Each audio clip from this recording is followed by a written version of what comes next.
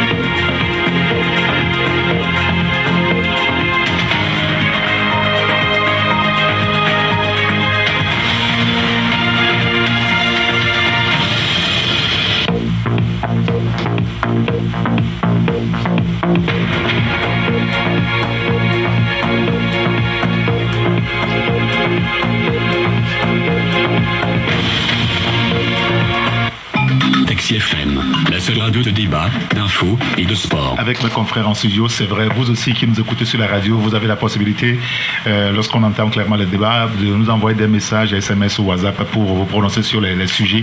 Sur le 93, 94, 96, 64, c'est juste SMS ou WhatsApp si vous voulez. Bonjour Olivier. Bonjour, cher citoyen d'État Eric. Bonjour à tous les auditeurs, auditrices.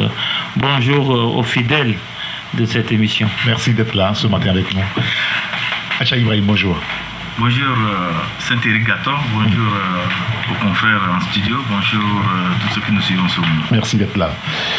Mes confrères là, ils étaient là depuis le matin, on les a réquisitionnés ce mercredi comme depuis quelques jours, quelques mercredis maintenant. Bonjour Isidore Sassou Akolo.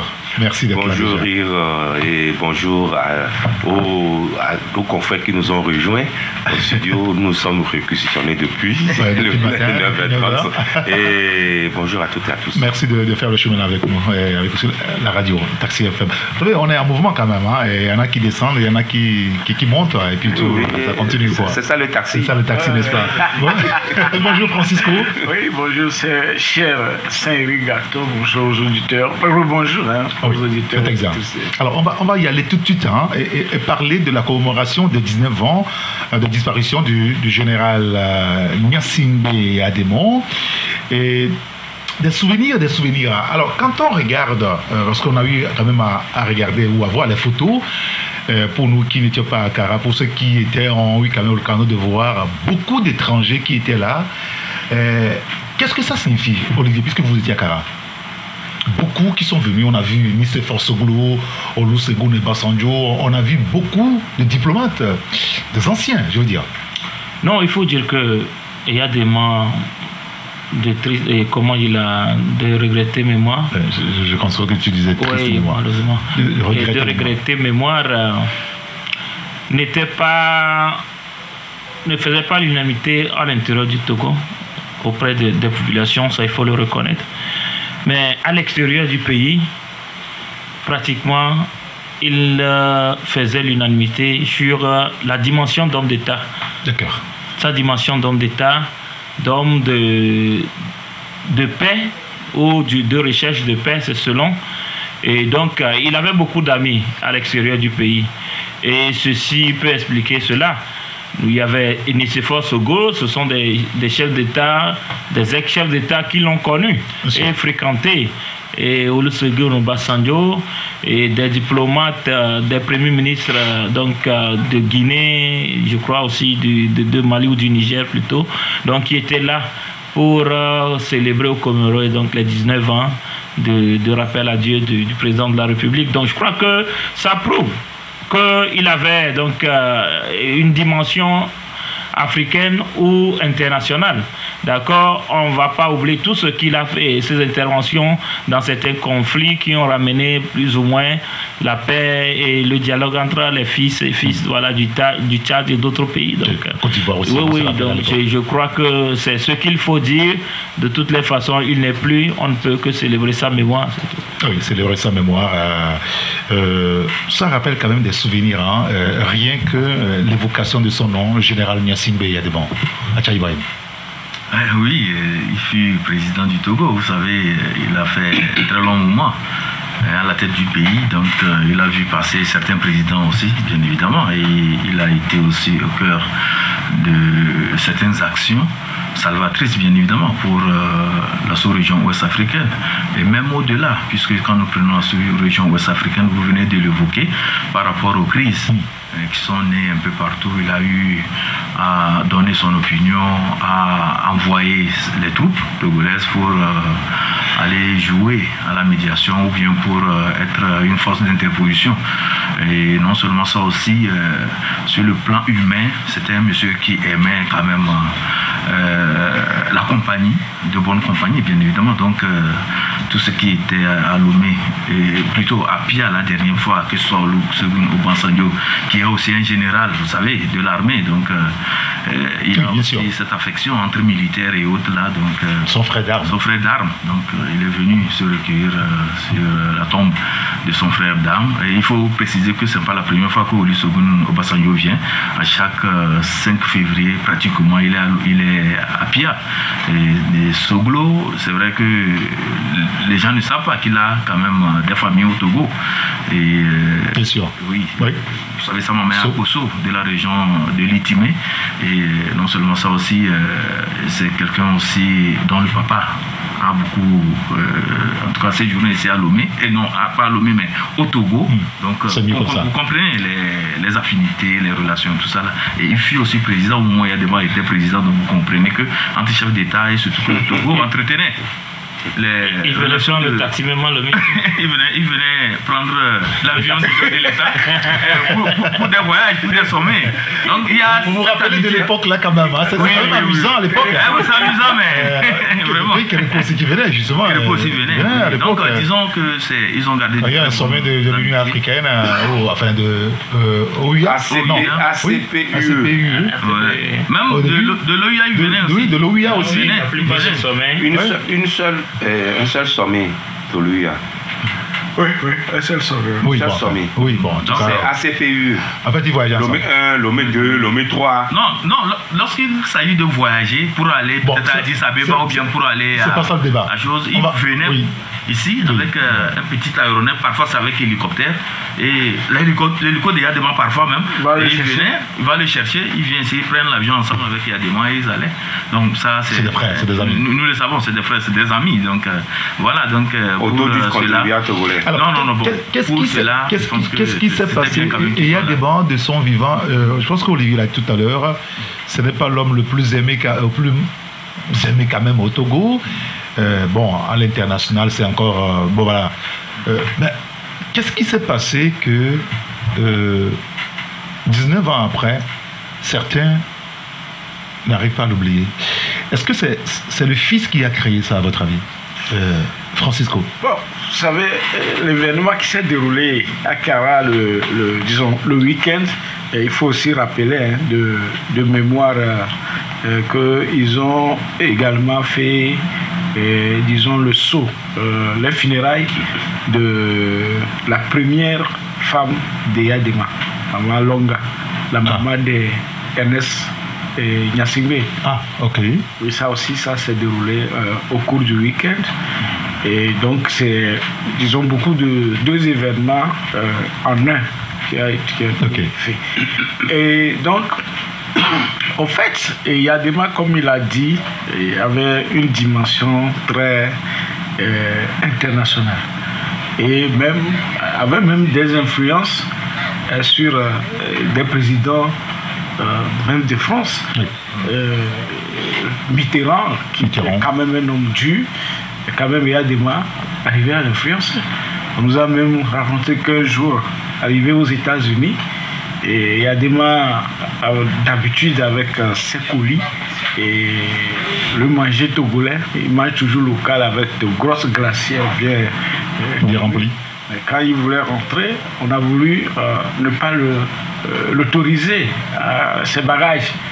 Mais quand il a pris le téléphone et l'a appelé qui de droit, ceux qui sont descendus là-bas pour même soulever les valises, c'était la chose. Donc il avait cette dimension sur le continent. Il a aidé beaucoup. Et puis, il en a profité aussi parce que donc pratiquement tous les conflits, que ce soit au Zaïre en RDC, que ce soit en Sierra Leone, au Libéria, Côte d'Ivoire, même en Angola. Oui, en Angola, oui, même les enfants de Jonas Savimbi, tous ici. Je prends la Centrafrique avec Patassé, même qui avait même logé. Et il a toujours son domicile, même ça, une de ses femmes pendant son exil, et il y a une de ses femmes qui vient. Oui, bien sûr, oui, voilà, donc il y a ça. Angèle Batassé. C'est Angèle Batassé. Oui. Bon, donc il y a eu, voilà. Elle servait. Bon, tu m'as dit. C'est pas ça l'important, excusez-moi. On va voir. Il y a eu tout ça. Et maintenant, ajouter à la succession, son fils au pouvoir, il vous souvient, parce que c'était les Ouad, et Obasanjo qui avaient beaucoup milité pour que Faure prenne la succession de son père dans les conditions qu'on connaît. Donc, c'est tout à fait normal au fil du temps et avec tout ce qui se passe dans la sous-région, avec le fils qui a en quelque sorte emboîté le pas au papa, un diplomate ou un pyromane, ça c'est le professeur Roger Danoué, le général Etienne Eyadema, pyromane, ou un diplomate. Donc aujourd'hui, quand vous prenez la personne de Faure, il est dans toutes les sauces. Il suffit qu'il y ait une crise ici. Alors son ministre des Affaires étrangères est très actif. Il se pointe. Il est sollicité. Voilà, il est sollicité comme il l'a dit. Donc aujourd'hui, le jeune doyen en matière de diplomatie s'impose comme, disons, le plus actif des présidents. Voilà, de la Soudan.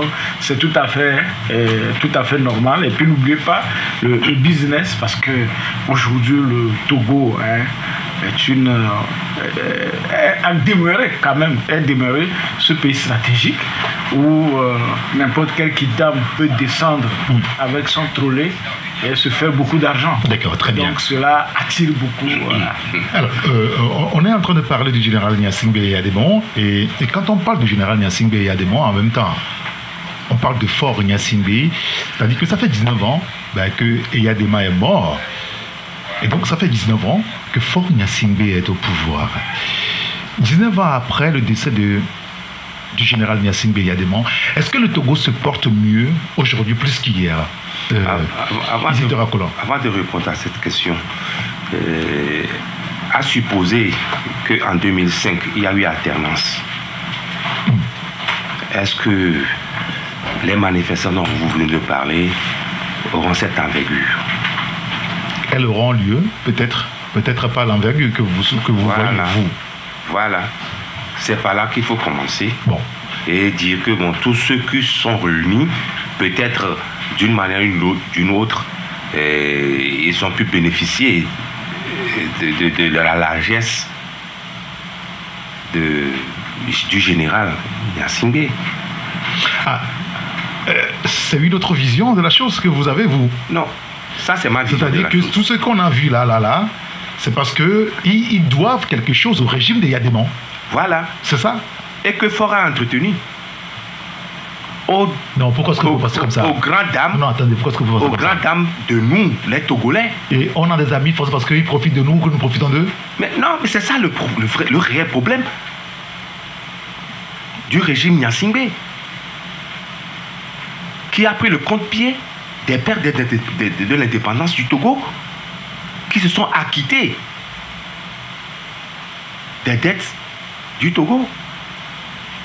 C'est ça le réel problème. Il faut poser les vraies questions pour avoir les meilleures réponses. Non, c'est un peu comme si vous célébrez votre anniversaire de naissance, parce que, comme je l'ai dit à la radio, il va falloir qu'on laisse tomber la célébration des jours de décès, de célébrer les jours d'anniversaire, c'est plus gai. Et si vous célébrez votre jour d'anniversaire et que vous nous invitez à venir partager peut-être un petit repas avec vous, c'est parce que vous nous devez ou que l'on vous doit? Non, tout dépend.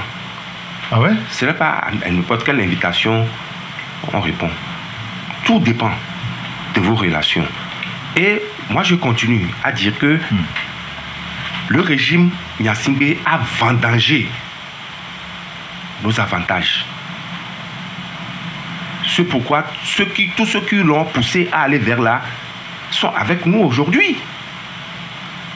Les prédateurs ont le courage de dire les choses telles qu'elles sont. Vous êtes de faire le procès du général Yadéman là? Pas du tout. Je ne fais qu'un constat. Demandez à imaginez un pays qui devait avoir son indépendance en 1958, a constaté qu'il y a des dettes, a demandé 2 ans de moratoire, s'est acquitté de cette dette. C'est une fierté togolaise que nous avons perdue. Aujourd'hui, on nous dit que le Togo est endetté à 70% de son PIB. Mais quel scandale! Quel scandale! Et on n'y réfléchit pas. Ça ne meut personne. Et je pense que vous avez finalement répondu à ma question, c'est-à-dire, 19 ans après le décès du général Gnassingbé Yadéman, est-ce que le Togo se porte mieux aujourd'hui plus qu'hier, Olivier? Est-ce que le Togo d'hier se porte mieux? Le Togo d'aujourd'hui se porte mieux que celui d'hier? Non, le Togo d'aujourd'hui et celui d'hier ne sont pas les mêmes Togo, puisque ça ne se déroule pas à la même époque. Beaucoup de choses ont évolué dans le monde. Et les plaques tectoniques au niveau politique sont beaucoup déplacées. Et pourquoi est-ce que les Togolais, certains de nos compatriotes ont dans la bouche « Ah, ça là ne pourra jamais se passer au temps du général Yadéman ». Oui, bien sûr, ça c'est normal. Puisque celui qui a succédé... C'est en ce sens que je pose la question. Bien sûr. Et si c'est en ce sens, celui qui a succédé au général Yadéman l'a dit. C'est 2 personnes qui sont différentes. Lui, c'est lui. Moi, c'est moi. Ça veut dire que ce que Yadéman faisait, la gouvernance, il n'est pas prêt à reproduire les mêmes choses. En même temps, le bien-être est ressenti de la même manière. Hein. Comment? Le bien-être est ressenti de la même manière. Bien sûr, le bien-être est ressenti de la même manière, mais bon, on est 8 millions de Togolais. Tous ne vous diront pas, si vous leur posez la même question, ne vous donneront pas les mêmes réponses. Donc, moi, je crois que Faure Gnassingbé gouverne le pays comme il entend, il le peut. D'accord? Et Gnassingbé Yadéman, avec ses qualités, avec ses défauts, c'est les mêmes Togolais qui se sont levés en 90 pour le combattre jusqu'au sang, d'accord? Et donc, voilà ce que moi je peux dire là-dessus. Est-ce que les 2 Togos ne peuvent pas se ressembler? Il y a plein de choses qui ont changé, et positivement, je dirais, mais il y a aussi dans d'autres domaines, certains diront négativement, D'accord, moi je n'ai pas de domaine spécifique à donner, mais rappelons-nous que c'est sous Eyadema que nous avons connu les meilleures avancées au niveau des libertés publiques et politiques. En fait, c'est sous Eyadema, c'est paradoxal. Mais c'est sous Eyadema en 2004. À la fin de son règne, peut-être. Oui, l'accord politique global. Bien sûr, c'est ce que je veux dire. Oui. Mais c'est quoi? C'est en 2002, non? En 2004. Oui, mais en 2002. Non, je crois que c'est en 2004 donc, que c'est intervenu, les accords, les deux engagements. Donc, en 2004, oui. Il n'a pas vécu au-delà de... Oui, mais de toutes les façons, la postérité, l'histoire retient que c'est sous lui que c'est intervenu. Il n'y avait aucune obligation. Donc il a voulu, il a accepté et ça a été fait. Aujourd'hui, il y avait une obligation, la reprise de la coopération. Oui, bien sûr, la reprise de la coopération. Mais quand je dis il n'y avait pas d'obligation, c'est-à-dire il pouvait ne pas, si à part la reprise, il pouvait ne pas accepter. Et on va rester dans la reprise de la coopération, c'est-à-dire la poursuite de cette... Et il n'avait pas le choix. Non, il n'avait pas le choix. C'est selon, ici on dit qu'il n'avait pas le choix. Le général pouvait rester sur sa position. Il s'en fiche royalement des Blancs. C'est ce que j'ai dit. Écoutez, parce qu'il n'y avait pas la coopération. Et c'était difficile pour l'économie. Oui, bien sûr, mais la coopération a été coupée pendant, au moins, je ne me rappelle pas de la durée, mais pendant des années. 93. D'accord, donc il aurait pu le faire avant. Il avait le choix de le faire avant. D'accord, il a fait après. C'est ce que je dis qu'il a le choix. Et il a décidé de la période et du moment. D'accord, donc c'est lui qui a décidé, bon, je le fais maintenant. Peut-être que, vu les difficultés qui s'accumulaient, bien sûr. Mais il avait le choix de le faire avant 93. Je vous donnerai la parole. Bon, est-ce que ça... Bon, c'est lui qui pose des questions, donc je ne veux pas te répondre. Il y a un auditeur qui nous dit ceci, que le Togo se porte beaucoup plus mal sous l'ère Faure Gnassingbé par rapport à l'ère Eyadema. Son point de vue, et l'autre qui nous dit 19 ans après, le Togo est atteint d'un cancer bien avancé, la corruption, le népotisme. Le président gouverne pour les étrangers car ils ont tout accaparé avec la minorité du Togo. 19 ans après, c'est la catastrophe avec Faure Gnassingbé, dit auditeur. Il y a un autre qui nous dit le Togo d'hier et d'aujourd'hui, c'est le jour et la nuit. Un autre qui nous dit, oui, il a bien compris les pas de son père, mais le père est plus social que lui. Père ne peut pas laisser la fuite des milliards aux détourneurs de la République. Un autre auditeur qui nous dit, le constat est que le père était un humaniste et il se préoccupait du bien du bas peuple. Son seul tort était qui n'avait pas un grand niveau intellectuel pour conduire le Togo sur des bons rails, et il punissait le petit Mussolini qui brimait donc la population. Dit donc cet auditeur-là. Peut-être que je donne la parole aux autres. Oui, mais retenez ça, vous allez réagir, Isidore. Alors, il y a un autre auditeur qui nous dit, c'est juste qu'on ne peut comparer que deux choses. Il fallait un autre dirigeant ou qu'un autre dirige le Togo pour qu'on puisse comparer objectivement. Non, je veux dire qu'au temps de Eyadema, il y avait plus d'adjectifs plus méchants que ça, ce que cela ont dressé. C'est-à-dire au temps d'Eyadema, entre 90 jusqu'à pas il y avait des adjectifs plus durs. Oui. D'accord? Donc comprenez que celui qui est là au pouvoir a toujours, en tout cas, je ne dirais pas des détracteurs, mais il laisse toujours des traces et les gens veulent, en tout cas, une évolution. Donc c'est normal que, bis Eyadema, comparez les années 90 jusqu'à les années 2000, 2004, jusqu'à 2005, vous verrez. Compliqué. Sur le plan des libertés. Sur beaucoup de plans. Sur beaucoup de plans. Et il y avait plus de violence, de mort au niveau politique, d'arrestation au niveau politique. Donc bon, arrestation, ça continue quand même. Ça continue. Francisco, sur le sujet. Non, mais sur le sujet, on va prendre... Est-ce que le fils fait regretter le père? Oui, je peux dire oui. Parce que il y a...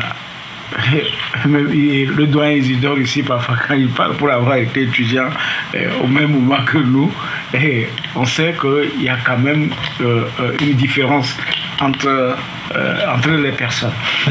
Mais ce que je vais... Vous êtes formidable quand même. Hein? Oui. C'est-à-dire qu'à l'époque, on dit la liberté, on marchait, on manifestait. Oui. Et puis souvent, il y a Singbe. Bon, même si ces temps-ci, les taux s'est resserré à peu près, oui. Mais on parle quand même en studio. Je ne suis pas sûr que vous avez vos passeports sur vous, mais à l'époque, je crois, les grands frères qui vous ont devancé vous ont dit il faut toujours avoir constamment son passeport sur soi. Mais quand vous allez paraître votre journal, le matin ça paraît, vous êtes de l'autre côté de la frontière quand même. Hein? Non, même présentement, ça n'a pas changé. Ah bon? Avec les procès? Non, je donne des exemples. Ça a pris une autre forme. Attendez, je donne des exemples. Allez-y. Nous avons quitté une dictature réelle pour une dictature soft. Voilà, on nous prête la liberté d'expression, mais ce n'est pas évident. Parce que regardez, à la mort de Yadema, si on veut quantifier, il y avait que, je crois, M. Alexis Silouki, peut-être par exemple, qui était un exilé. Mais avec aujourd'hui, après la mort de Yadema, avec le fils, nous avons beaucoup d'exilés, dont les journalistes. Oui. Ok, il n'y en avait pas. Il y avait aussi Agbéomé qui était exilé. Oui, Agbéomé aussi qui était exilé. Oui. Voilà. Sinon, il est revenu, non? Voilà. Il est devenu Premier ministre. Il est revenu sous Fournier. En dehors des deux, il n'y en avait pas tellement. Mais aujourd'hui, ils se comptent par dizaines. Et aujourd'hui, il a dit des procès en cascade contre les journalistes et les journalistes affamés. Et quand nous prenons sur le côté social, après il y a des mois que nous avons... Non, soyez d'accord, il n'y a pas que les journalistes qui sont affamés aujourd'hui au Togo. Hein. Oui. On est d'accord. Je dis, quand nous prenons on est d'accord social, est-ce qu'on est d'accord, Francis? De mon cas, ce qui me concerne. D'accord. Et des autres d'ailleurs. Quand je prends du côté social, c'est après la mort de Yadema que nous avons eu l'expression PPT, un pays pauvre, très endetté. Et que les nouveaux mots sont sortis. Population misérable et population juste. C'est-à-dire qu'on dirait que la gouvernance après a tourné le dos à ce qui est social, alors que c'est le même discours, c'est la rhétorique qu'on nous sert surtout et dans le budget. Et quand nous prenons les endettements, Isidore l'a dit tout à l'heure, les endettements, on ne dit pas qu'un pays ne doit pas s'endetter. Puisque même les États-Unis aujourd'hui, quand vous prenez la France, parce qu'on est en train on est pratiquement dans les mêmes pochettes. Oui. Mais qu'est-ce qu'on fait avec l'argent emprunté? On ne finance pas des domaines qui sont porteurs, c'est-à-dire qui vont créer de la valeur ajoutée. On ne finance pas. Donc on constate au jour le jour, et la preuve, et le problème de djihadisme dans les savanes, en fait, ce ne sont pas en tant que tels. Tous les djihadistes ne sont pas des étrangers. Beaucoup sont des Togolais qui ne se retrouvent pas et qui sont tellement miséreux et qui sont obligés de vivre autrement. Donc, vous voyez, quand nous prenons la situation, on voit que ça va. Alors qu'au même moment où l'État met la main dans la poche du citoyen pour soustraire de l'argent, on constate qu'il y a une minorité qui s'enrichit et qui fait des réalisations, c'est-à-dire énormes. Il faut voir le pays. Aujourd'hui, on vous dira, il n'y a pas pratiquement un ministre au gouvernement ou une autorité togolaise qui n'a pas de résidence à l'extérieur. Ah bon? Ah oui. Ça, quand vous voyez... Non, attendez. Sauf certains.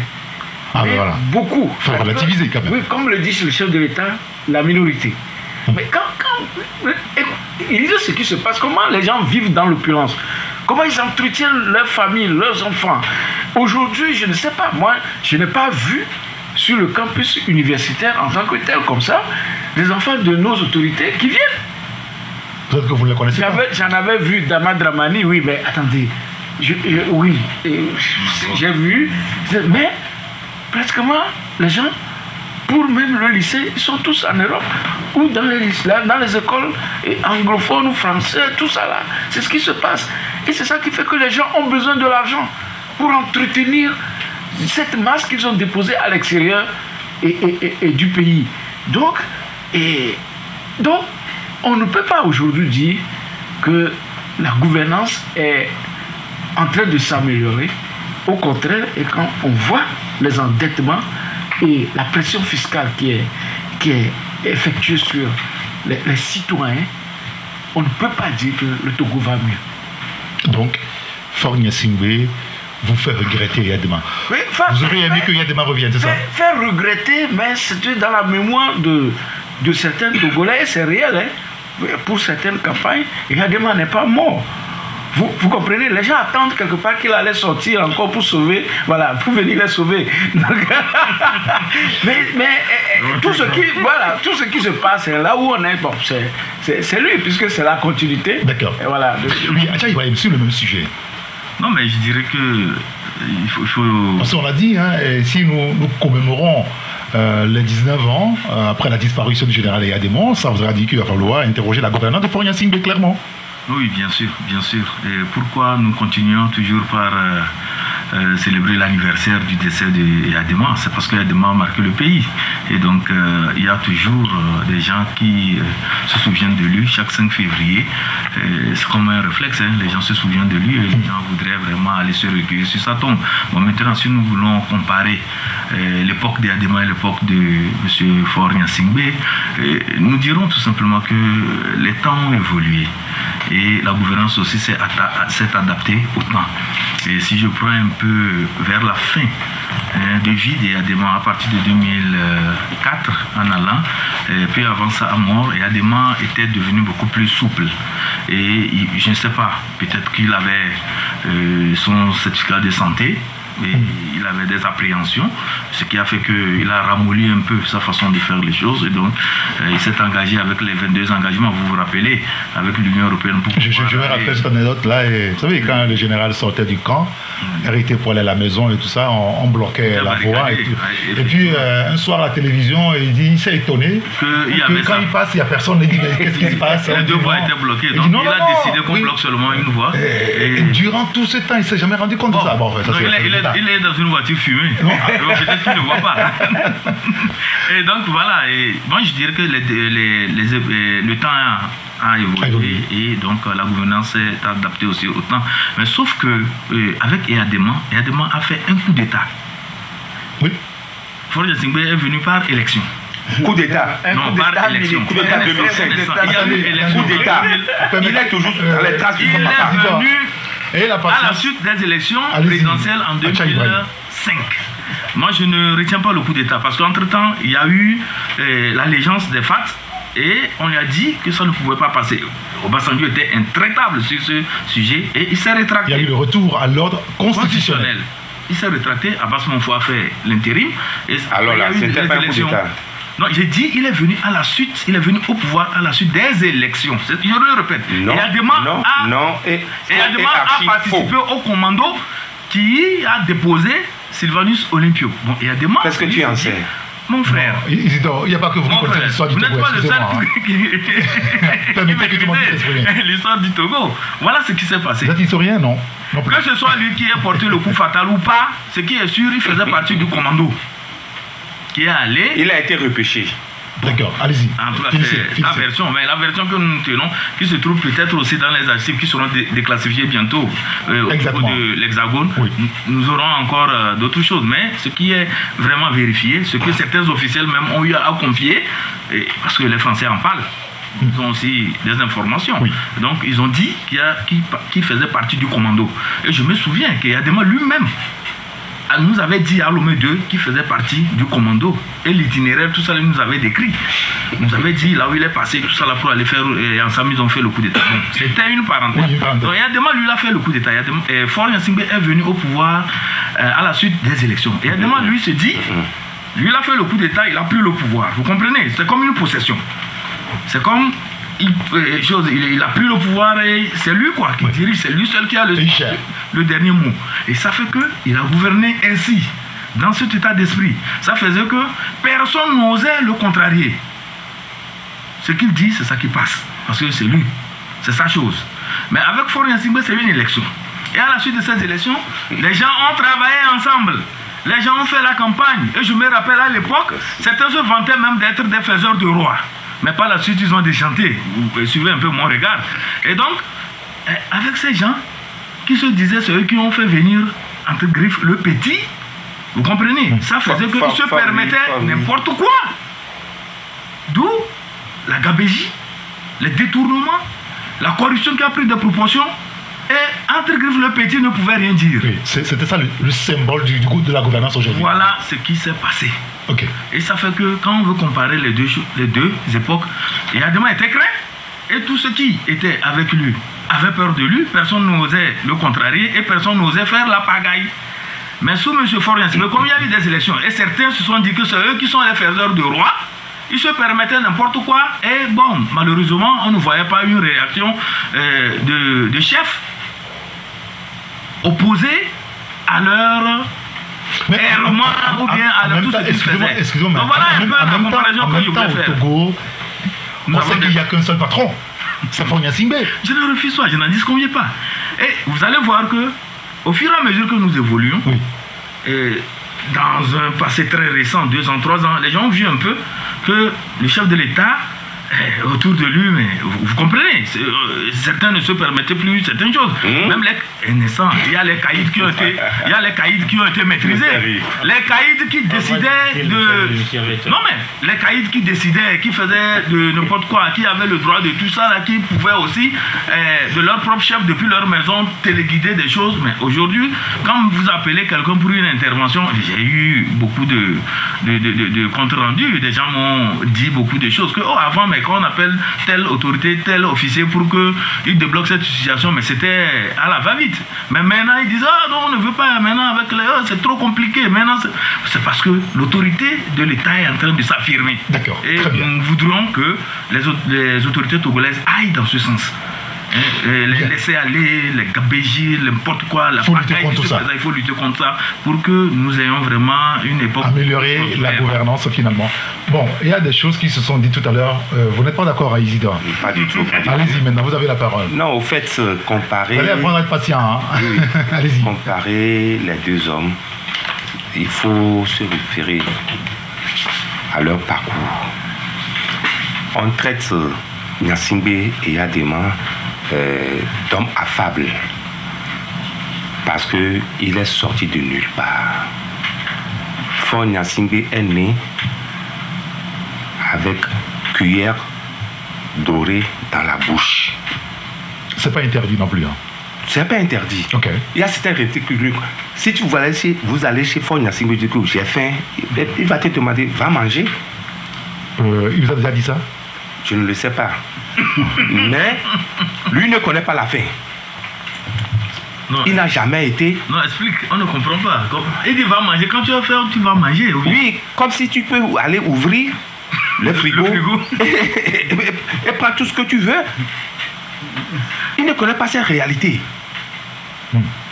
C'est pourquoi son papa, qui a traversé les déserts, avant d'être président, c'est que quelque part se trouvent des gens qui ne trouvent pas un repas chaud par jour. Et on les traite d'hommes affables. Il faut qu'on fasse ce distinguo pour mieux comprendre la gouvernance. Si aujourd'hui, Faure Gnassingbé n'arrive pas à canaliser ses collaborateurs, c'est parce que il n'a pas vécu cette situation. C'est tout le problème que nous rencontrons. C'est ce que je voulais seulement relever et dire que Eyadema, c'est en 85 octobre que Eyadema s'est rendu compte que tout ce qu'on le servait, ce n'est que du faux. Et c'est depuis ce temps qu'il s'est énervé contre le peuple togolais. Il ne faisait plus rien. Il voudrait que les gens viennent se confesser ou s'humilier ou devant lui. Et il s'est retraité. Et c'est ce qui a fait que les bonnes idées qu'il a pour les projets qu'il a pour le Togo se sont arrêtés. D'accord. Alors, vous permettez, je vais lire quelques messages rapidement, on pourra passer à un autre sujet. Et il y a un auditeur qui nous dit, ce que j'ai retenu de Gnassingbé Yadémon, tant bien que j'étais gosse, je l'ai vu sur la TVT jurer que tant qu'il sera en vie, aucun Togolais n'achètera pas le bol de maïs à plus de 300 francs CFA. Ça m'a marqué. En ce même temps, les prix ont baissé au marché cette année-là.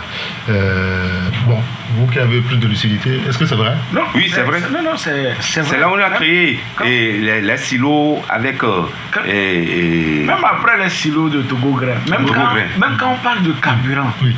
Il avait la maîtrise du marché. C'est pas lui. Attendez. Togo ne produit pas de oui, pétrole. mais il avait la maîtrise. D'accord? On ne changeait pas le prix de carburant comme ça à la pompe.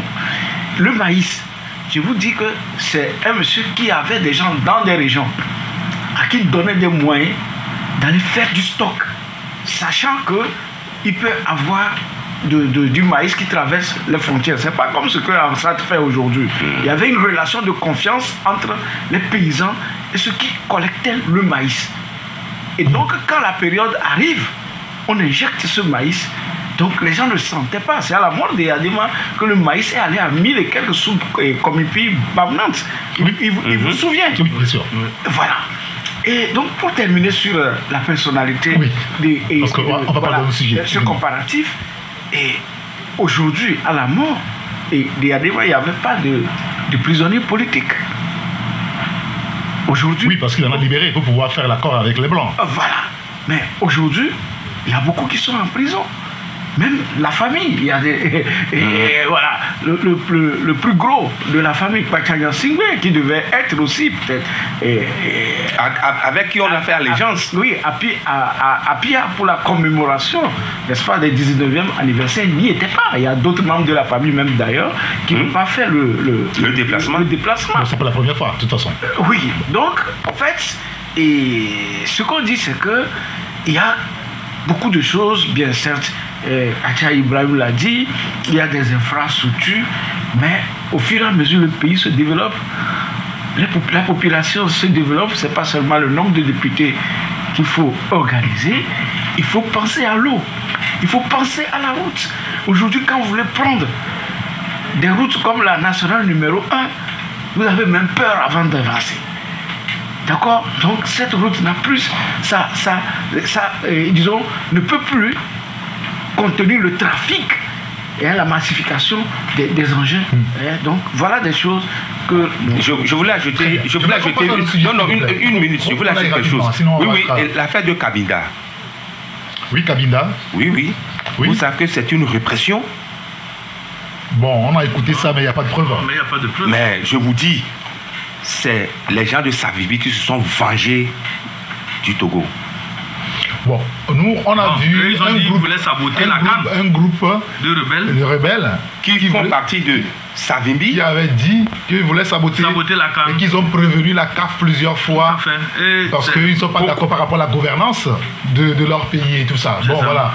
C'est vrai que ça fait depuis 2010, nous sommes en 2024. La lumière, justement, n'a pas été totalement faite sur ce sujet. De Lungi, on aura peut-être le temps de... Moi, je parle de Kamida. Oui, bon, on va vous laisser, vous, ceux qui fouinent beaucoup, vous les investigateurs, donc de... Bon, Eric, vous savez que quand nous venons à l'émission aussi, quand nous venons à l'émission, c'est aussi des propositions, parce que les journalistes, n'oubliez pas que nous faisons aussi des projections. Oui, bien sûr. Voilà, donc en matière de gouvernance, sur le plan agriculture, puisque nous avons des sérieux problèmes avec l'agriculture aujourd'hui, il va falloir qu'on aille vers des projets innovants. Je dis innovants, ce ne sont plus les histoires d'aller rencontrer les paysans, discuter avec eux. Ben, il faut parler avec eux. Non, bon, présenter les tracteurs après, ça se déplace de forum en forum, non, c'est pas ça. Il faut des projets innovants. C'est ce qui se passe? Non, mais bien sûr, il faut que ce soit des projets innovants, des projets qui impactent véritablement le paysan togolais. Ok. Je sais de quoi je parle. D'accord, très bien. Et je voulais qu'on parle politique avec le projet du septennat, visiblement qui semble faire son chemin. Et on était là lorsque les députés ont modifié la loi et porté donc, et nous dire que la prochaine mandature, ce ne sera plus à 91 députés, mais 113. Et à la fin de la séance, les confrères qui étaient ont quand même écouté. qu'il y a un groupe de députés qui a fait une proposition qu'on puisse rallonger le mandat présidentiel. C'est-à-dire qu'au lieu de 5 aujourd'hui, qu'on l'amène à 7, donc le septennat. Et dans l'opinion, on écoute, est-ce que c'est vrai, est-ce que c'est pas vrai, est-ce que c'est vrai? Et puis les langues commencent par se délier à peu près. Je vous ai vu écrire un article, je crois, dans la semaine, Olivier, sur votre site Afripresse. Non, dites-nous, est-ce que c'est vrai que des gens ont envie d'aller à 7 ans? Je ne saurais le dire. Du coup, c'est une libre opinion qu'un contributeur nous a fait envoyer. Et c'est vrai que moi, je n'étais pas à Lomé, donc j'ai demandé à la rédaction de travailler dessus. Donc, et j'ai vu le contenu après. Moi aussi, ça m'a un peu surpris parce que. Mais c'est une libre opinion. Après, nous avons tenu à préciser ça dans le chapeau. En mettant, donc ça ne vient pas de notre. C'est pas vous qui avez écrit. Ce n'est pas nous qui avons produit l'article, c'est très important. En même temps, ça vous engage. Ça nous engage, bien sûr. De toutes les façons, aujourd'hui, il y a dans les organes des rubriques contribution. Et d'ailleurs, on fait souvent, donc, comment on dit ça, on reproche aux intellectuels de prendre régulièrement la parole. Voilà, donc de ne pas prendre la parole sur des sujets. Dans d'autres pays, en Europe, des tribunes, même des présidents des États-Unis en fonction. Absolument, on produit des tribunes. Donc, le contenu de la publication n'est pas forcément une opinion que nous partageons. Pas forcément, d'accord? Parce qu'aujourd'hui, moi, je me dis que la question... il faut juger ça pertinent pour pouvoir le partager. C'est une contribution. Bien sûr. C'est une contribution au débat et sur la question de la révision constitutionnelle. Et ça a son intérêt, donc, de proposer une certaine piste ou vision de la chose. Ça répond à votre ligne éditoriale. Oui, mais ça serait un autre débat. Donc, ça, c'est un élément très important il faudrait dire, je l'ai dit, et à l'opinion, à l'égard de l'opinion. Moi, si j'ai un avis sur la question de la révision et du septennat, je dirais que je ne vois pas encore l'opportunité, je l'ai dit ici la dernière fois, l'opportunité, c'est-à-dire de ce débat actuellement, puisque nous avons une révision constitutionnelle il y a à peine 4 ans. Oui. D'accord? On n'a même pas mise en application pour le moment, c'est-à-dire, donc il faut au moins 5 ans ou 10 ans avant qu'on sache si le président va changer de main ou est-ce qu'il sera obligé d'aller ou de ne pas aller. Donc c'est un débat pour moi qui n'a pas lieu d'être pour le moment. L'autre élément, c'est que les députés, si vraiment les députés ont fait donc cette proposition, bien sûr, un groupe de députés, ils sont en train de jouir de leurs droits. D'accord, du droit que la loi leur reconnaît de faire des propositions. Et même si c'est rare qu'ils le font. Il y a cette loi, mais c'est très rare. Je crois qu'il y a un journal qui a mentionné que ça fait plus de 30 ans ou 10 ans que c'est la première fois que les députés font une proposition de loi. Donc, quitte à eux. Et maintenant, l'élément le plus important, si c'est fait, je veux quand même leur position.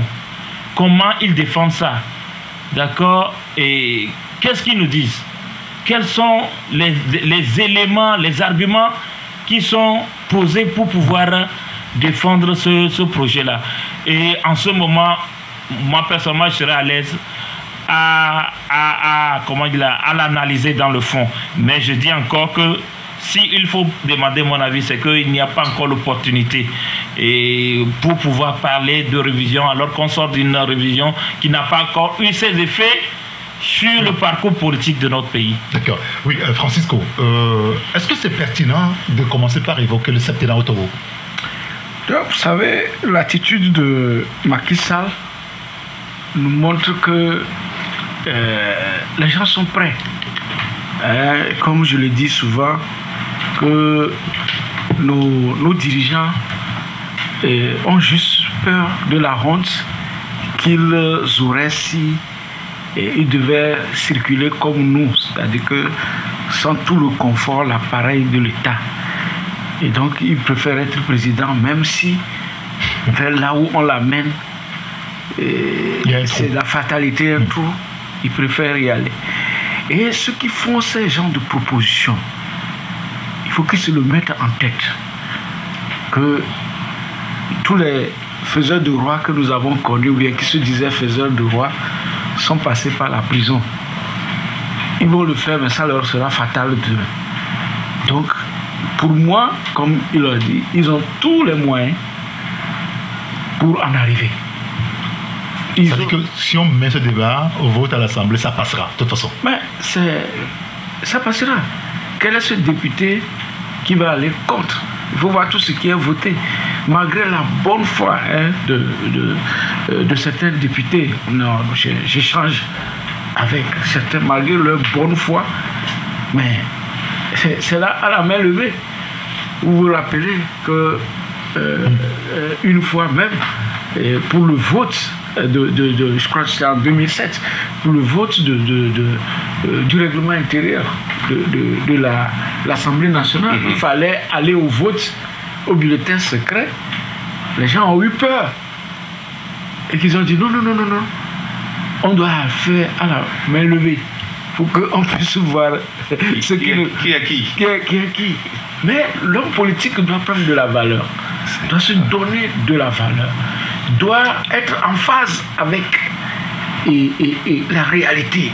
Vous avez vu au Sénégal, dès lors que Macky Sall a posé son problème, et le problème a créé le problème, il y a des gens qui se sont levés et qui ont dit je démissionne de l'appareil gouvernemental. Il y a des leaders d'opinion qui ont rappelé à l'ordre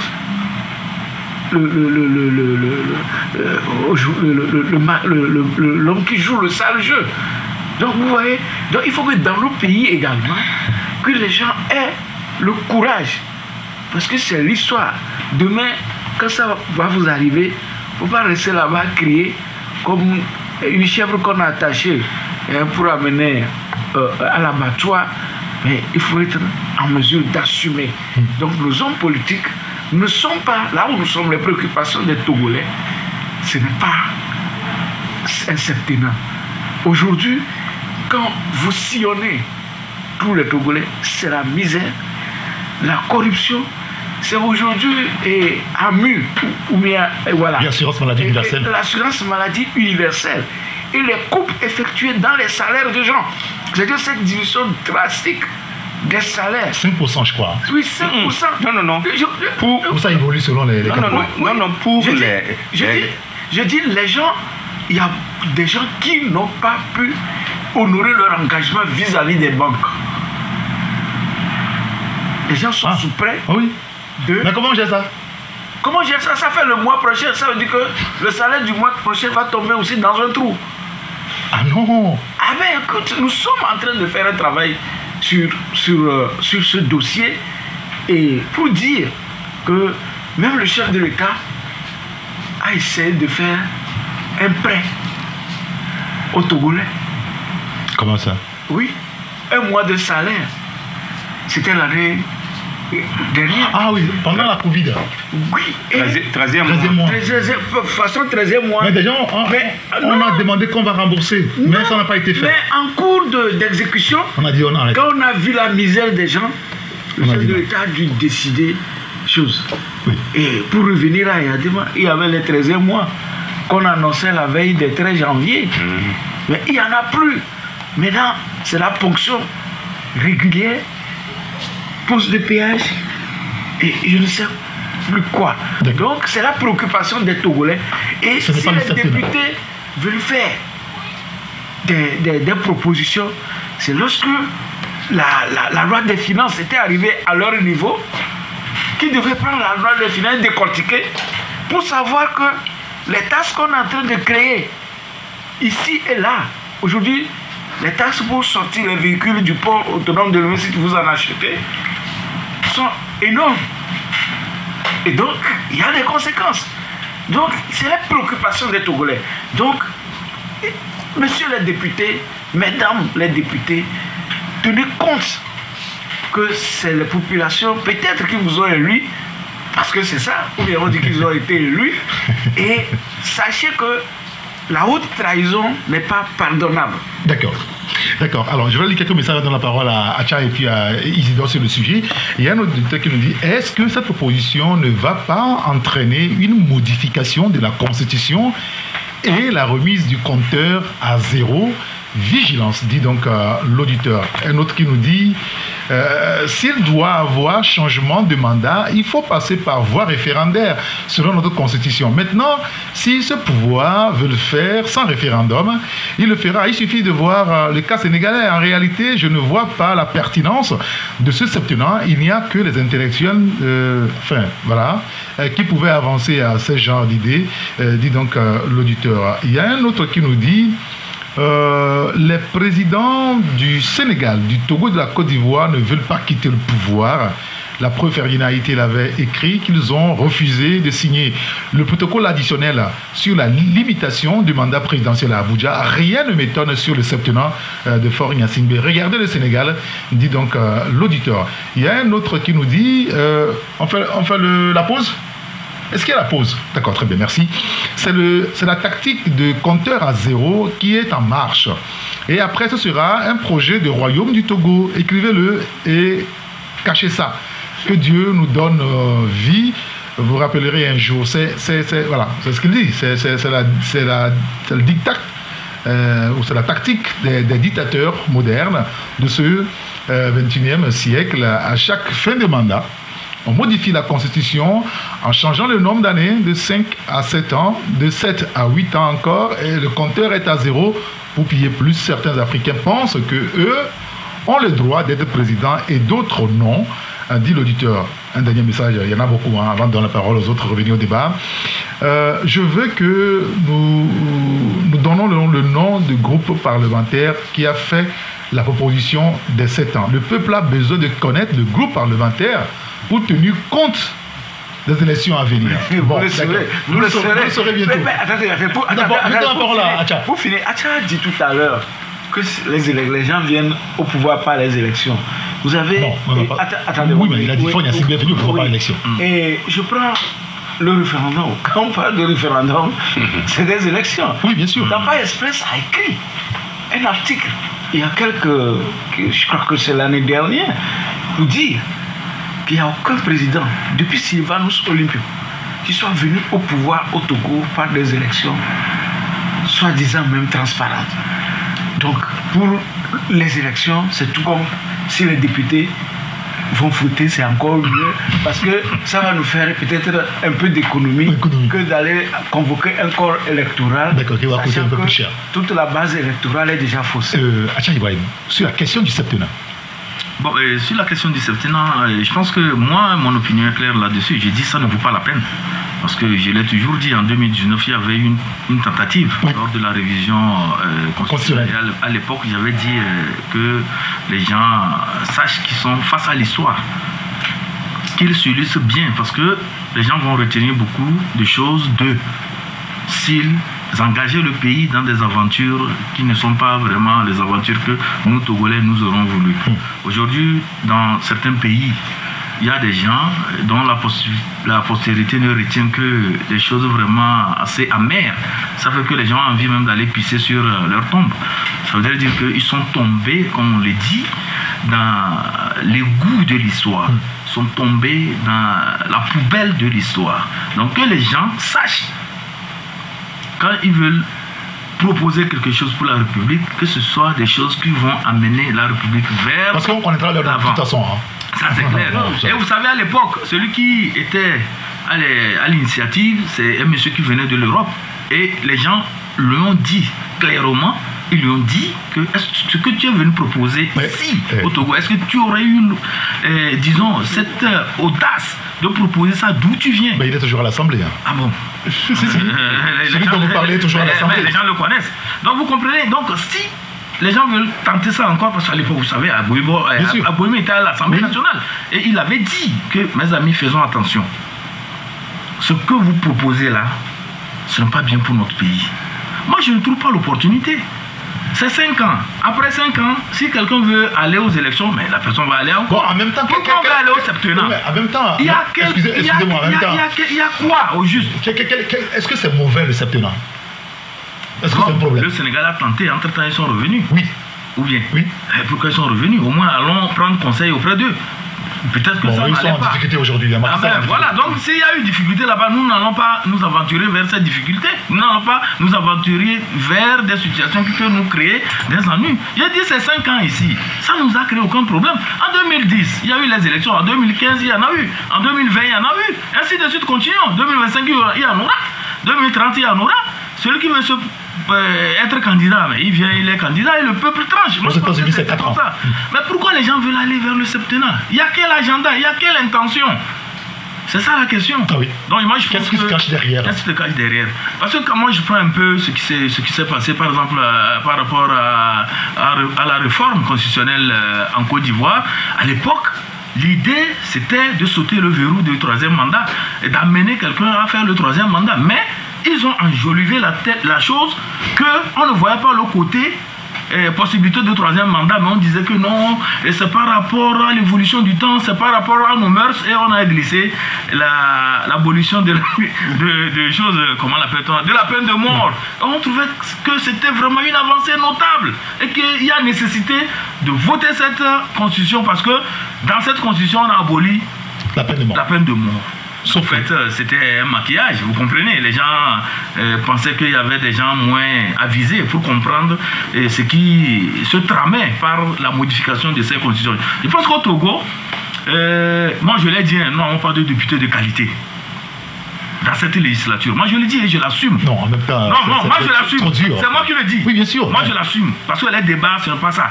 Bon, maintenant, si ces députés-là vont voter ça, ou bien ils vont être à l'initiative pour qu'on aille vers le septennat et tout ça là, bon, ils emporteront la responsabilité au cas où ça capotait devant. D'accord, très bien. Oui, Isidore Apollon. Plus rien ne m'étonne. Plus rien ne m'étonne. Ils ont modifié de 91 députés à 113. C'est pas seulement on ça. On étudie aujourd'hui la possibilité de voir si on ne peut pas organiser des élections générales en 2025. Les gens font de la sous-traitance. Ça veut dire quoi encore ça? En 2002, qui était le président de la commission des lois à l'Assemblée nationale? Sonia Singbe. Ok. Oui, c'était lui. Qui a modifié l'article qui dit qu'en aucun cas, lui ne peut faire plus de 2 mandats. Oh, les membres de la commission. Voilà. Qui en a profité? C'est toi qui poses la question. Non, à qui profite cette modification? Et aujourd'hui, c'est avec ça que Faure Gnassingbé est venu au pouvoir. Et on a fait une modification en 2018. Oui, constitutionnel. Pour ramener la limitation du mandat qui n'a pas une teneur que la loi précédente. Aujourd'hui, les gens sous-traitent. C'est la suivi de Faure Gnassingbé. C'est ça qu'on vise. C'est ça qu'on vise. S'il advenait qu'on change la durée du mandat, on remet le compteur à 0. Il y a le texte qui dit ils ont juste envie de revenir au compteur à 0, c'est tout. Oui, c'est ça, c'est tout. Nous n'avons pas, depuis, donc, nous avons que des... Enfin, par les députés, il est dit, nous n'avons que des représentants de partis. Non, nous avons une chambre d'enregistrement. Nous n'avons pas une assemblée nationale. Ça, c'était avant, non? Mais qu'est-ce qui se passe à l'Assemblée? Il n'y a pas un débat. Moi, je n'ai même pas envie d'aller suivre les débats à l'Assemblée. Parce qu'on peut estimer qu'il n'y en a pas. C'est une assemblée mouton. Bon. Là, et je pense que, ils sont en train de... Je pense que là, vous glissez sur un autre terrain quand même. Hein. Non, pas un autre terrain. Oui, je vous dis, ceux-là, ils se sont accordés. Non, attendez. Est-ce que vous savez? Là, vous êtes en train de traiter les députés de la République de moutons, c'est pas... Je continue. Non, attendez. Je continue. Est-ce que vous savez que, en modifiant la loi sur la représentativité, enfin, les représentants à l'Assemblée nationale, ils ont glissé quelque chose qui fait aujourd'hui des députés à vie. Non, comment ça? Renseignez-nous alors. Allez lire le test. Allez lire les tests. Députés à vie. À vie. Non mais on dit ils sont là jusqu'à ce que le nouveau arrive. Non. Pire encore. Ils ont garanti leur retraite. C'est pourquoi aujourd'hui tout le monde veut aller à la députation. Même au sein du parti uni. Oui, bon, là, ils vont choisir, de toute façon. Puisqu'il y a une candidature ouverte, déjà refermée, donc après, le parti va choisir les bons joueurs. C'est comme on va à la CAN, quoi. On a 80 joueurs, on choisit les 24 meilleurs, et puis on va à la compétition. Il y a un auditeur qui nous dit que ce serait une grosse honte si ce projet de 7 ans venait à tenir. C'est tellement ça va prospérer. Que les gens pensent ainsi. Ça va prospérer. Oui, ça va prospérer. Ça passera comme une lettre à la poste. Oui. Qu'est-ce qu'on peut... Rien, on ne peut rien. Je vais la parole à Olivier sur le sujet. Oui, vous savez, je suis souvent très dur vis-à-vis des institutions de la République, mais quand vous voyez aujourd'hui ce qui est en train de se passer, c'est que quelque part à l'Assemblée nationale, il y a eu un travail qui a été fait. Je fais partie des gens qui avaient soutenu le fait que l'opposition n'aille pas aux élections passées, oui, et qui allait faire la minorité de blocage. Je faisais partie. Et c'est avec un objectif. Et cet objectif a été atteint. Lorsque les députés actuels se sont réunis, c'est eux qui ont révisé la Constitution. Oui. À l'époque, écoutez-moi bien, il n'y avait pas la limitation des mandats dans le test. Dans le test. Oui. Mais ces députés actuels, ils ont limité. Qui sont la chambre d'enregistrement, bien sûr, ont pu introduire la limitation du mandat. Quelqu'un me disait que c'est trop long. Il dit, il n'y a pas de problème. C'est peut-être 2 ans de crédit de prêt. Quand vous faites un prêt, ça faisait donc le temps que ça finisse, vous reconduisez le prêt. Bon, les 10 ans là. Les voilà à l'ouvrage. Ils vont encore modifier. Attendez. Vont finir. Mais le test prévoit quoi? Que pour modifier, il faut que ça passe par un référendum. Oui. Ok? Donc, ce qui veut dire que le travail que les députés ont fait, c'est ça qui aujourd'hui est en train d'être contredit. Par qui? Par des gens qui cachent leur visage. Pour l'instant. Pour l'instant. Parce que, vous savez, là, quand moi j'ai lu l'article d'Olivier et Agia. Oui, d'accord. C'est pas mon article. Non. Oui, bon. C'est à vous qu'on l'attribue. Donc, vous faites partie peut-être de la campagne de ceux qui sont. Non, pas du tout. Non, mais je dis que c'est l'interprétation qu'on vous fait. Parce que moi, vous savez, moi, je value beaucoup des choses. Et donc, au fait, il y a une cellule de communication quelque part qui est en train de faire un travail. On distille ça insidieusement donc dans l'opinion. Dans le Sénat, oui. C'est un travail. Ce sont des éléments de langage en réalité. C'est un travail subtil qui est en train de se faire. C'est un matraquage. Voilà. Est-ce que vous voyez? Donc, considérons que là où nous sommes, que la législature qui est en train de passer, quand bien même ils ont voté les tests à la va-vite, je vous dis qu'il y a des tests même qu'on vote que quand ça va à l'Assemblée. Les gens introduisent des changements, on renvoie au gouvernement, le gouvernement n'applique pas. Ça reste dans le tiroir. Donc, ils ont eu à introduire ça. Et c'est le mérite. Maintenant, on attend de voir ceux qui vont sauter ça et comment ils vont sauter ce verrou. Quand bien même. Ils vont le faire. Oui, mais il n'y a pas de problème. De toutes les façons, on est là. Le chien à boire, alors, la caravane l'écrase. Il y a un auditeur qui dit pour la dernière modification, ils ont bien écrit que c'est par référendum qu'on peut changer la limitation du mandat. Maintenant, avec ce projet de 7 ans, c'est quoi la procédure? C'est ce que la procédure. Cet auditeur-là. La procédure. Oui. Le chien à boire, la caravane l'écrase. Ah, d'accord. Et donc, il n'y a plus match alors? Il n'y a plus match. Bon, d'accord, très bien. Écoutez, nous, on va avancer. Je ne sais pas si le sujet, vous voulez placer un mot avant de passer à notre sujet. Olivier? Non, je crois que la position de tout citoyen qui aime ce pays, c'est de se dire que la Constitution qui a été révisée et en 2020 puisse au moins faire ses preuves. En 2019, je crois, donc puisse faire ses preuves. C'est-à-dire d'abord, parce qu'on ne l'a pas expérimenté. D'accord. Et malheureusement aussi, heureusement, je ne sais pas ce qu'il faut dire, mais c'est le même Parlement. Ça veut dire que ceux qui font aujourd'hui cette proposition sont les mêmes qui ont voté pour la réforme, la dernière réforme. Donc, ça fait bizarre quand même. D'accord. Soit ils ne savaient pas ce qu'ils faisaient, ou soit...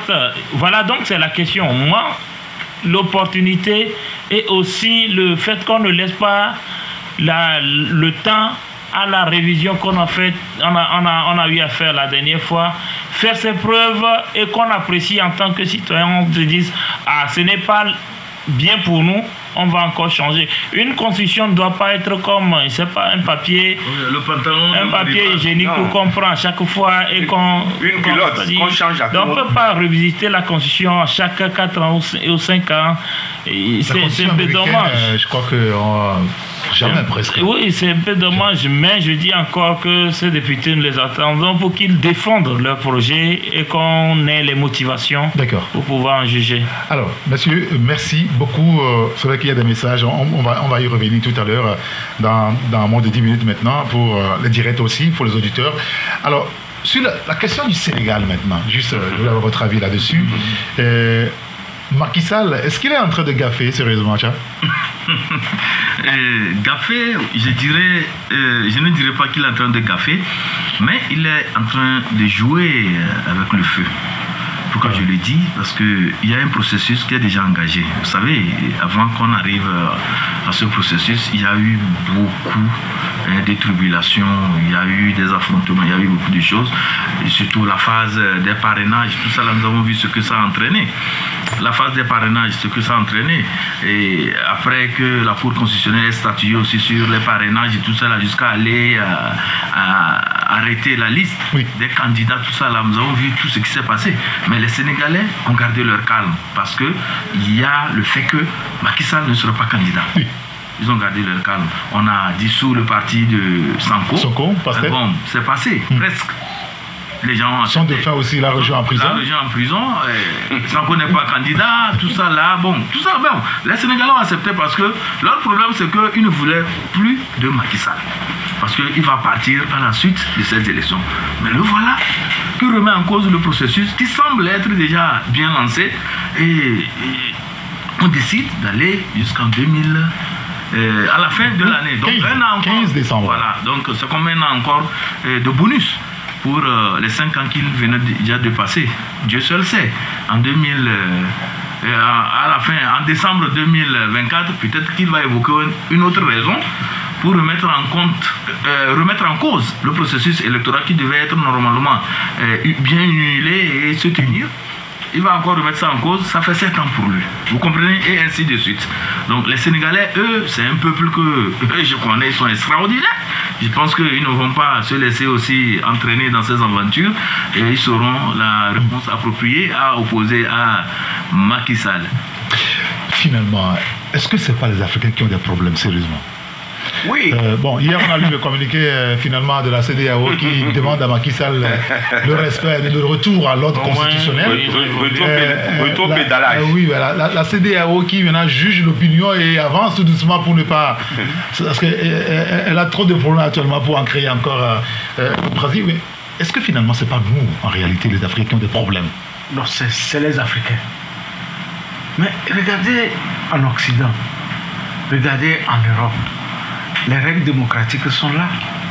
Les gens respectent.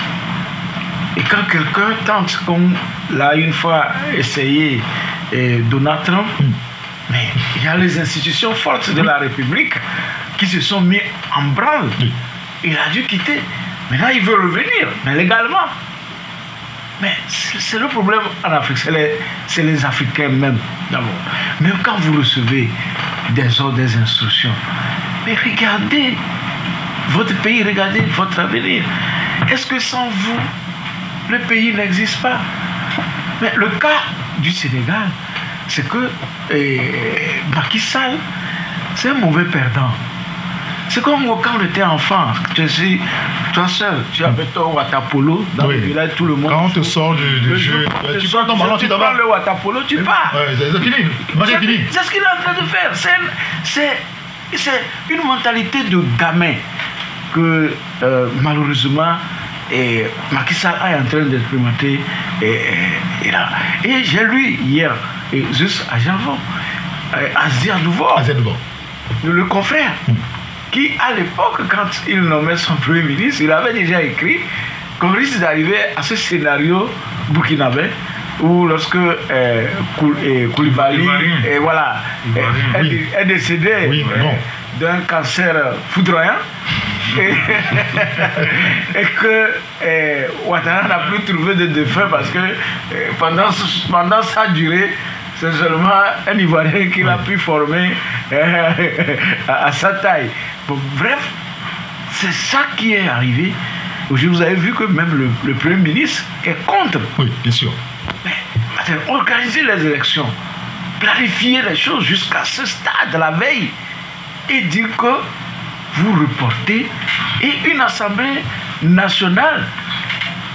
Et bien, je me demande, c'est quoi nos forces de l'ordre de sécurité quand on dit elles sont des... Vous avez vu les images? Oui, elles sont des armées et républicaines.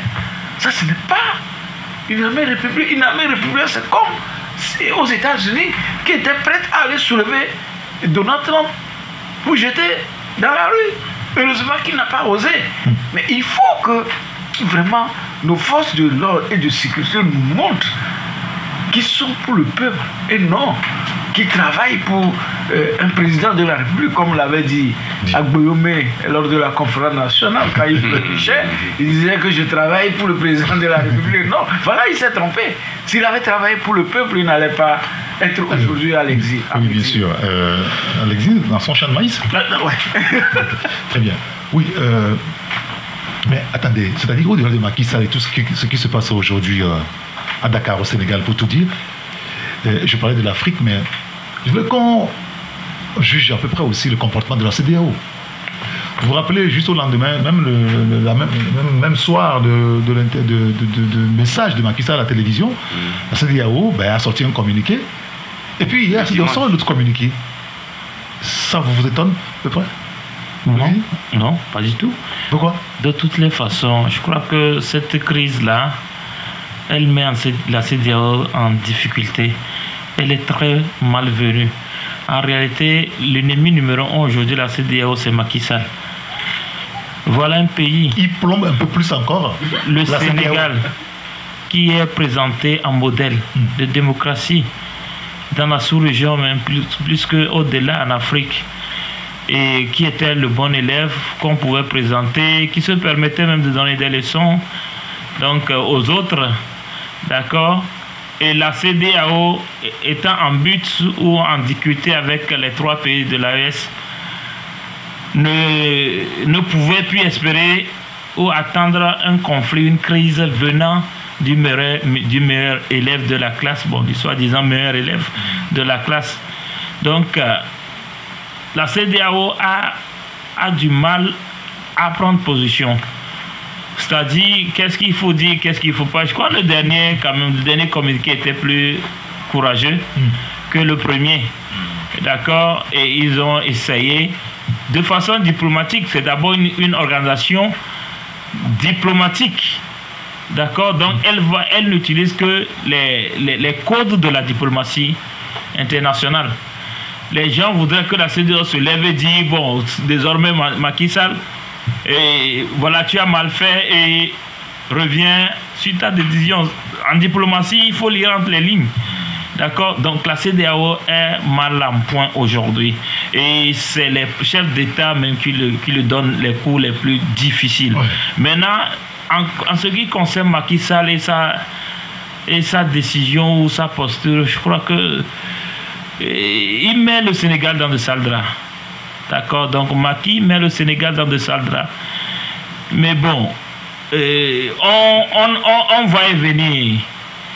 Depuis le deuxième mandat de Macky Sall, le Sénégal, la démocratie sénégalaise était sous perfusion.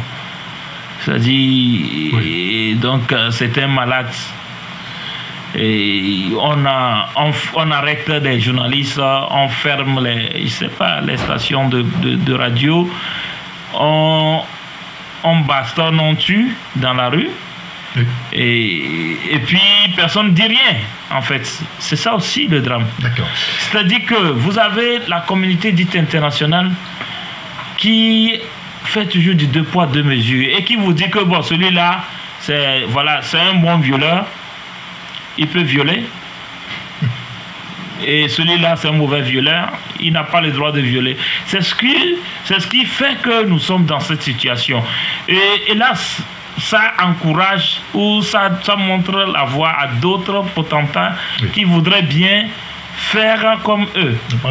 Malheureusement, donc Macky Sall nous met tous en difficulté. Ah oui, Macky Sall qui met Sénégal en difficulté, la CEDEAO aussi en difficulté. Isidore, juste un mot dans 2 minutes, ou même une minute, je voudrais qu'on écoute les auditeurs. Allez-y. Non, nous avons intitulé le sale jeu de Macky Sall. Ah oui, son nom, enfin. C'est un sale jeu. Ce n'est pas à lui de faire ça. Et derrière, qui se cache? La France. Quand on dit que le problème africain, c'est vrai, parce que nous n'arrivons pas à prendre des décisions courageuses, mais quand même, derrière se trouvent des impérialistes qui le poussent à le faire.